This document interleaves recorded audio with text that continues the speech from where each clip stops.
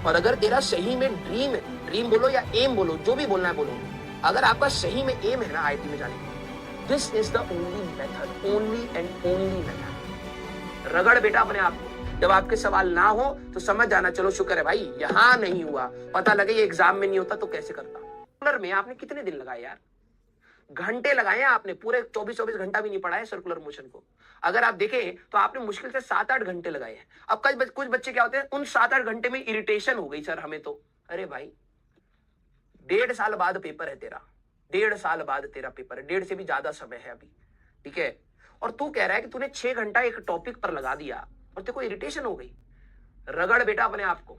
और अगर तेरा सही में ड्रीम है, ड्रीम बोलो या एम बोलो, जो भी बोलना है बोलो, अगर आपका सही में एम है ना आईआईटी में जाने के लिए, this is the only method, only and only method.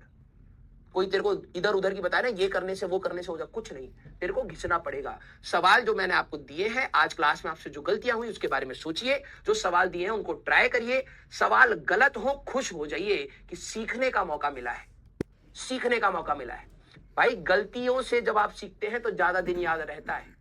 आप खुद याद रखना कि आपको ये चीज समझ आएगी। जैसे जैसे आपके सवाल गलत होते हैं, कुछ बच्चे डिमोटिवेट होते हैं, कुछ बच्चे उसको सीखते हैं, और आपको कई बार जहां जर्क लगता है ना कि अरे यार ये चीज मेरे से गलती हुई थी, वो आपको ज्यादा दिन याद रहती है, ठीक है। एग्जाम में ये गलतियां ना हो तो खुशी मनाइए, अभी कर ली हमने गलती। इतनी पॉजिटिविटी के साथ पढ़ना पड़ेगा, जब आपके सवाल ना हो तो समझ जाना, चलो शुक्र है भाई यहां नहीं हुआ, पता लगे ये एग्जाम में नहीं होता तो कैसे करता, कैसे सिलेक्शन होता। आज सवाल ना हो तो खुश हो जाइए, आज सवाल गलत हो तो खुश हो जाइए, क्योंकि ये लर्निंग फेज में मैं ये गलतियां कर सकता हूं, लर्निंग फेज में मैं रुक के सोच सकता हूं। एग्जाम में नहीं हो सकती बेटा ये। एग्जाम में मैं तेरे साथ नहीं खड़ा हूंगा, तेरे पेरेंट्स तेरे साथ नहीं खड़े होंगे, तेरी किताब तेरे साथ नहीं होगी, सिर्फ और सिर्फ तू और तेरा दिमाग ही वहां पर लड़ रहा होगा। तो आज जितना घिसना है अपने आप को घिस ले, तू रो मत कि भाई तेरे से सवाल नहीं हो रहे। हर किसी का एक फेज आता है जहां पर उसको स्ट्रगल फील होता है, उसके बाद कंफर्ट जोन आता है। और मैंने आप सभी लोगों को बोला है कि एक टाइम तक बस मेरे साथ स्ट्रगल करिए। फिजिक्स ऐसा सब्जेक्ट है, देखो मैथ्स का टफनेस अलग होगा, केमिस्ट्री का अलग होगा, मैं आपको फिजिक्स में बता रहा हूं, एक टाइम तक आप स्ट्रगल करेंगे और उसके बाद ग्राफ यूं ऊपर भागेगा।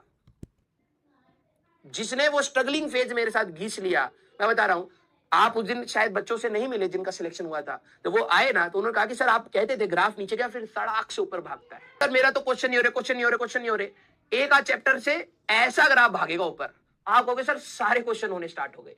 पता नहीं सर कैसा जादू हुआ फिजिक्स में, अचानक से सर मेरे सवाल होने स्टार्ट हो गए।